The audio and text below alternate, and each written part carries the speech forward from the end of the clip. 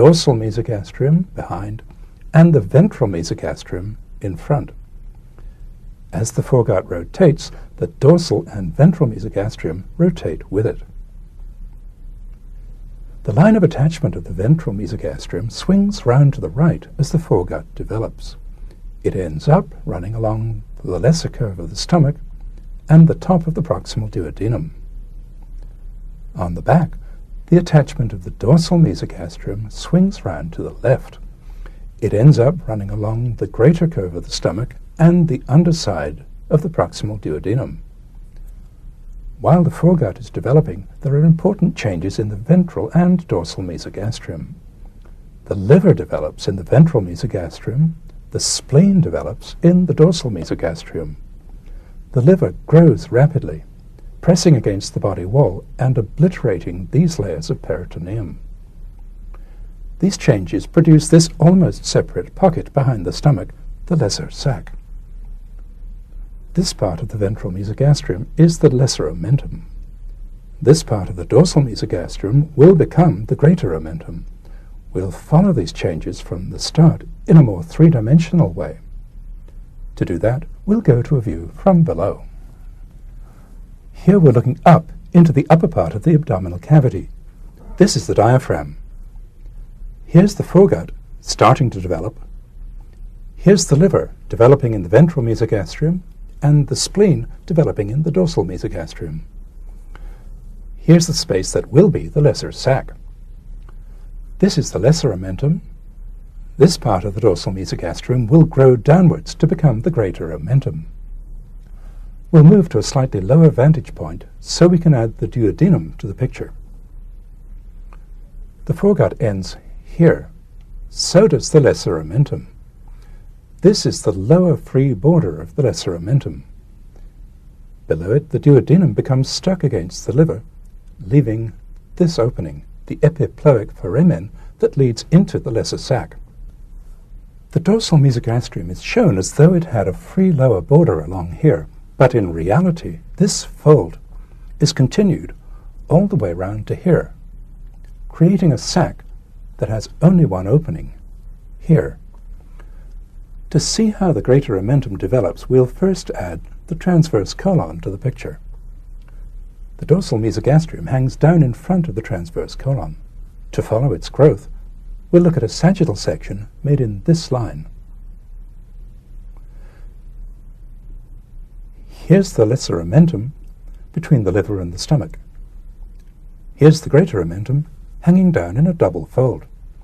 Below it is the transverse colon, suspended by the transverse mesocolon. This is the pancreas. The greater omentum grows downwards in front of the transverse colon. The greater omentum and the transverse mesocolon come together, and the duplicated layers are absorbed, so that we're left with the greater omentum stuck to the transverse colon and hanging down below it. The lesser sac lies behind the lesser omentum, the stomach, and this part of the greater omentum, the gastrocolic ligament. Now that we've seen, in a very diagrammatic way, how these structures developed, you may find it helpful, either now or later, to take another look at the previous 5 minutes of the tape. Now we'll continue our journey along the gastrointestinal tract by looking at the small intestine. The small intestine consists of the duodenum and the jejunal-ileum. The duodenum is the first part of the small intestine. It's also the hardest to see because there's so much in front of it. To see it, we'll go to a dissection in which the lower ribs, which were here, have been removed. We've also removed the left lobe of the liver, the greater omentum, and the colon. This is the duodenum. It begins here and ends here. The duodenum is partly hidden by the root of the mesentery, which is the peritoneal attachment of the jejunal-ileum. To see all of the duodenum, we'll remove the mesentery and the jejunal-ileum. The duodenum starts at the pylorus by passing upwards and to the right, then turns to run in almost a full circle, ending here at its sharply angled junction with the jejunum, the duodenojejunal flexure. The discoloration up here is due to post-mortem staining from the nearby gallbladder. The duodenum is often described as having 4 parts, numbered 1 through 4. The inner aspect of the curve of the duodenum is largely occupied by this structure, the head of the pancreas, which we'll see later. The pancreatic duct, or ducts, which lie within the pancreas, together with the common bile duct, join the second part of the duodenum, as we'll see. The duodenum lies further to the back than any other part of the gastrointestinal tract.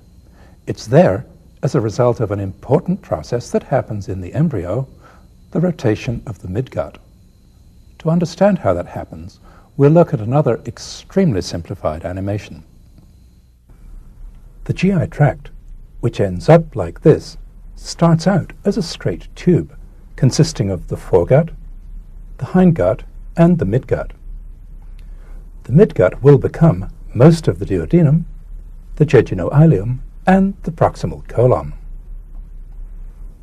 In the course of development, the midgut forms a loop that twists counterclockwise on itself, ending up like this.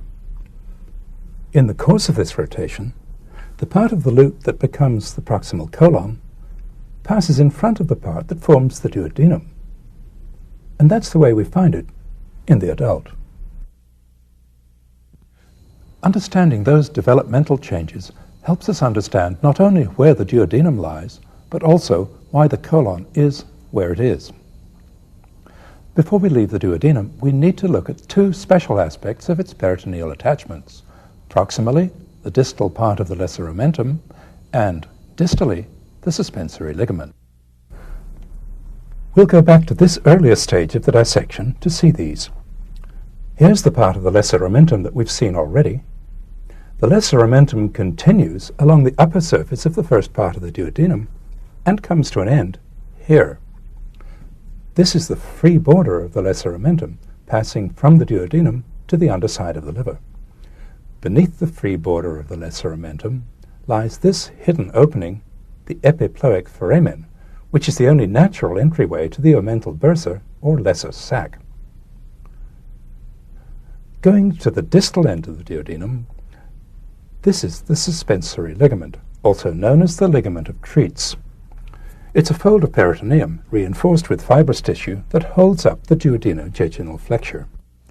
Now we'll move on to look at the jejunum and the ileum. They're the sites of absorption of digested foodstuffs.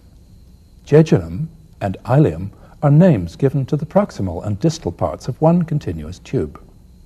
There's no distinct boundary between them, and they're often spoken of together as the jejuno-ileum.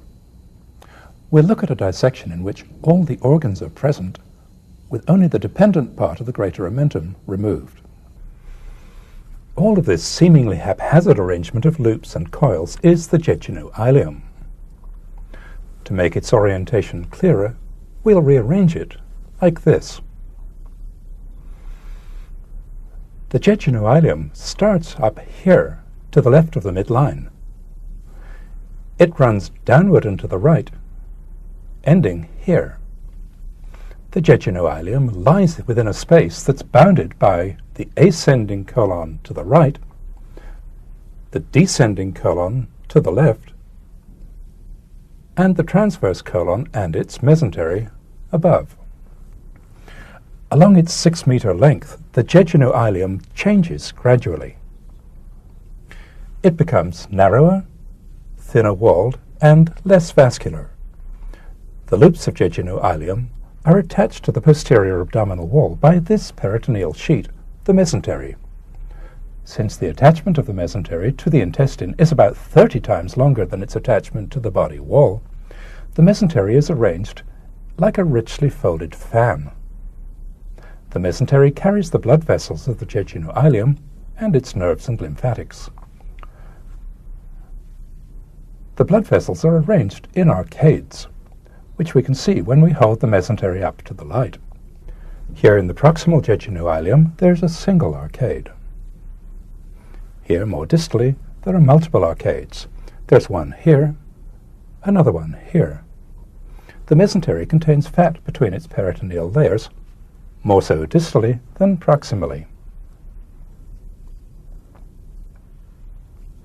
We'll take the jejunal out of the picture again to look at the attachment of the mesentery to the posterior abdominal wall. It begins here on the left, in front of the last part of the duodenum, and runs downwards and to the right, ending here close to the cecum. Here's part of the jejunum that's been divided longitudinally. The mucosal lining is thrown into folds that project into the lumen. The folds are more pronounced here in the jejunum than in the ileum. Seen in close-up, the mucosal surface is a carpet of minute projections, villi, which vastly increase its absorptive surface area. The jejunal ends down here. We'll remove some fat to see that better. The ileum joins the large intestine at the ileocecal valve, which is here. Now we'll move on to look at the large intestine, where water and electrolytes are absorbed from the intestinal contents, the contents changing from liquid to semi-solid in the process. The large intestine consists of the cecum and appendix, the colon, the rectum, and the anal canal. The cecum is a blind side passage at the beginning of the large intestine. It hangs downward in the right iliac fossa, lying almost free of peritoneal attachments. Here's the appendix, sometimes called the vermiform appendix. It's a vestigial but potentially troublesome structure. It can lie in a variety of positions. This is its most usual location. Here's a dissection of the terminal ileum, cecum, and appendix that's been opened longitudinally. The ileum projects a long way into the lumen of the cecum, opening at the ileocecal valve here. It's suspended by these two folds of mucosa. Despite its name and valve-like arrangements, this opening is not an effective one-way valve. The appendix opens into the cecum below the ileocecal valve. Here's its opening.